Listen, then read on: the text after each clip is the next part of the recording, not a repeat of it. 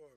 As always, appreciate you guys coming out, and all the fans that came out to support us today. This was one of those, how every practice you get to teach and learn, and this was a Big Ten game in November for us today. I brought Pastor Jenkins and Pastor Battle here to be the head coaches, and I tried to order some sun a week ago.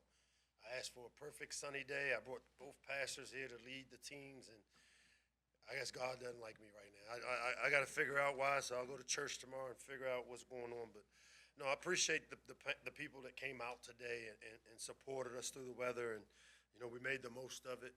It was a productive spring. The spring game is the culmination of the work we put in the past 14 practices, and I like the way that it ended. Most importantly for us is a healthy team. We didn't have any major injuries this spring that, for guys that we're counting on, and that's big.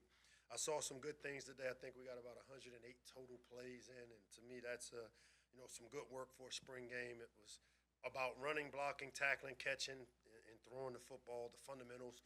Didn't try to game plan, and I think what you saw is what has happened all spring. I see a defensive side of the ball that has created a lot of depth. You look at what we did on defense a year ago, we took some steps forward, and I see us now, when you look at the two different defenses today, they both kind of played about the same, and that's a testament to the work that Brian Williams and coaches are and all those guys on that side of the ball, Lance Thompson, Zach, and JT have done.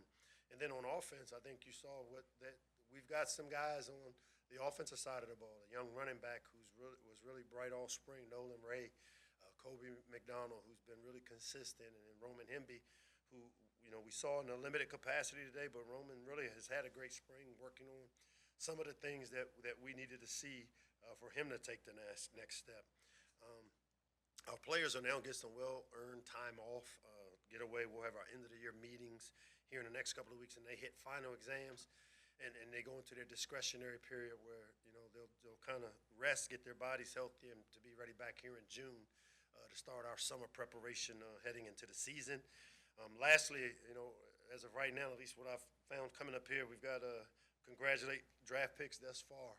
DJ Glaze being drafted yesterday, and Tarheeb Steele going today. And, I can't say enough about those two type of guys, man. They are what the Maryland football brand has become.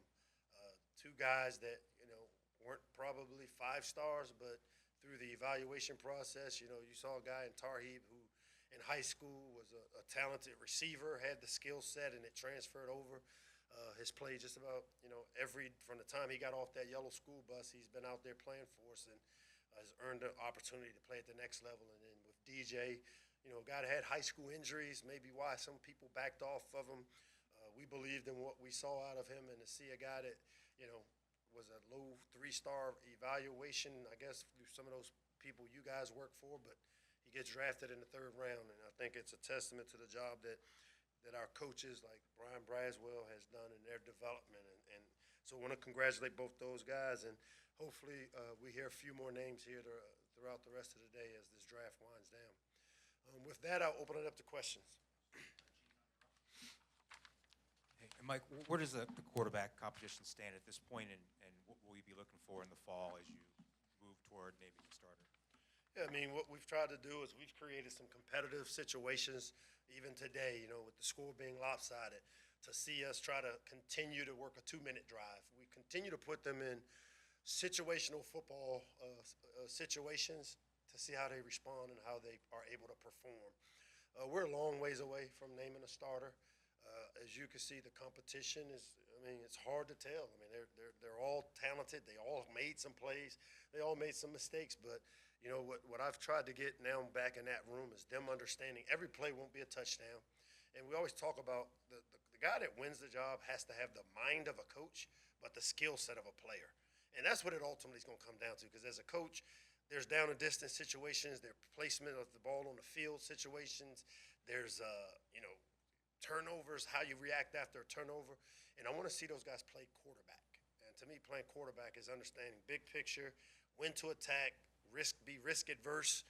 And I saw some guys take steps today. All of those guys that played today took some steps forward. We'll get to watch the film and then be able to evaluate, and we'll progress this competition through the summer. As far as Billy goes, how much does his experience help him in in the competition? I mean, just because he's played in games, his toolbox has a few more tools than maybe some of the other guys. You know, MJ's played some ball too, so I think if you look at the toolboxes of some of the competitors, Billy and MJ, obviously with game experience, it's invaluable. You know, I'm gonna just tell you, we got to get used to. You're going to have to fail a little bit, and you're going to make mistakes, and guys are not going to make plays. And I always say, man, it's the lesson of failing is get the lesson.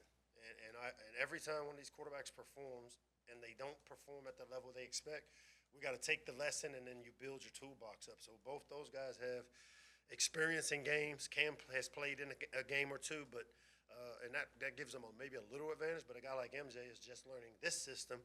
And so what you see today isn't necessarily what the finished product should look like come August as we compete.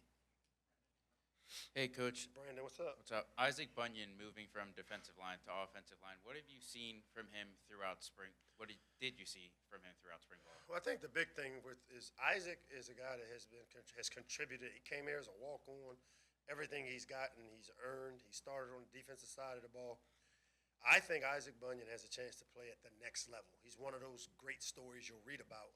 And I think having done this a long time, been through a lot of NFL drafts, seen guys get drafted, in my opinion, Isaac gives himself a chance to play at the next level as an offensive lineman. This isn't complete yet. We moved him over this spring to kind of help us get through it. We'll evaluate it, but I've never asked a kid to play a position they don't want to play. So, you know, Isaac's going to have to make a decision if he thinks he feels best to help us and develop on the offensive side of the ball, or if maybe he decides to go back on the other side. And it'll be his choice. But it was good to see him and be able to put it on film this spring. Again, something I learned from being at Bama. You know, for 2 springs in a row, Devontae Smith, who won the Heisman Trophy as a receiver, they played him at corner. Coach Saban moved him over to corner halfway through spring ball, and I'm the offensive coordinator like, you're taking my guy and putting it. But this is the time of the year to make these type of decisions, and, you know, it's looked really good to me. He's been uncomfortable, which playing a new position is that. But I think he's got a bright future if that's the side he decides. And I'm recruiting him a little bit, so let's make sure y'all right about this, all right? Hey, Mike. What's up, George? Not much. Nolan Ray today, 119 all-purpose yards. You guys continued just to increase depth in that running back room. How impressed were you with his performance? I mean, 25 is a guy that I have just, every week I say this, and, you know, there's always guys that pop up. And, you know, a year ago he would have been one of those guys in the mix, but he dealt with some health issues that we got fixed. And it's a testament to our medical staff to be able to work, you know, with his parents and figure out how to get him back on the field. And to see him out on the field today, and you guys finally got a glimpse of what we have seen from the day he's got here. He's a big play threat. He's got great vision, balance, body control. Looks like a few of these Big Ten running backs that we've had around here that I think will be a guy that people will take notice to this year. And if I could add, you mentioned defense, Kiarra James, pick 6 early on in that game. Is that part of why? Terrible throw, man. Come on, man. I know. All right. But in terms of him being an early enrollee guy, is that why you like seeing those guys get here to get acclimated as soon as possible? You know, we're a high school team. We're going to recruit high school players like Kiarra. Guys, you know, he's from Canada, moved to Florida because he wanted to play American football, and we're going to develop him, man. Lance Thompson is one of the best linebacker coaches in the country. You see guys like Caleb Wheatland developing, Ruben coming along. Kiarra, I think, has a bright future. He's still learning the game, but his natural talent, the instincts kind of showed up today. I was good to see it. But that is exactly why you want to bring these high school guys in early, because I don't have 2-3 years to build a team. I've got to build one every single year, and we've got to speed up the growth process of the young players if we're going to be a team that recruits high school kids, which we are. Hey, Coach Locksley, Emil Harris, Washington Informer. Informer, what's up? It's good to see you. I remember you was at Blue. But anyway, you thought about Pastor Jenkins being there. I know you're a man of faith. Is that Zion? How important was that? And again, it's not just showing up today. You go every Sunday, and also you have players go. How important is that faith component? You know, I'm a superstitious guy, man. I just think if you live your life right, that good things happen. That's why I'm a little disappointed I ain't get no son. So I got to reevaluate, like, what I'm doing. And so, but no, man, to have 2 pillars in this community, like a Pastor Jenkins and a Pastor Battle, who, you I've been to both their churches. My dad's a member of First Baptist Church of Glen Arden. Because of the location of Zion Greenbelt, a bunch of our players, I think back to, and this is a story about Vontae Davis, who I recruited out of Dunbar, D.C., and my taking players to church started with Miss Adeline, Grandma Adeline, who raised Vontae and Vernon.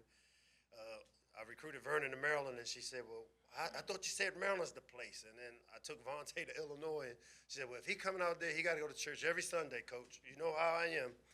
And so for every Sunday that Vontae Davis was at Illinois, I had to take him to church. And I wasn't a guy that went every Sunday before. But because I sat in her living room and told her I would, I did.